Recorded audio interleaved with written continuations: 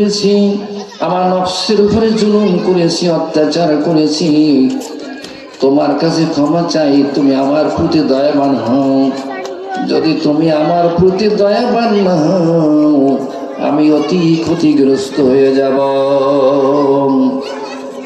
আদি পিতা হযরত আদম আলাইহিস সালাম একটি সামান্য ভুল করে আল্লাহ রাব্বুল আলামিনের দরবারে ক্রন্দন করলে, মাফি তলব করে এক নয়, দুই নয়, 3 থেকে প্রায় 350 বছর পর্যন্ত কাঁদলেন।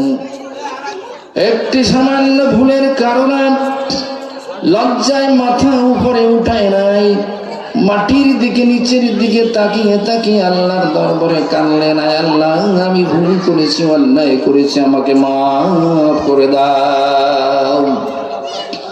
আল্লাহ মাফ করে নাই।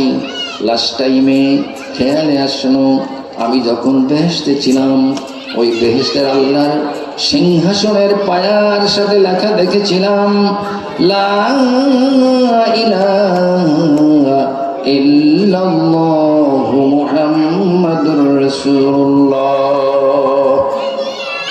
হযরত আদম আলাইহিস সালাম চিন্তা করলেন, আল্লাহর নামে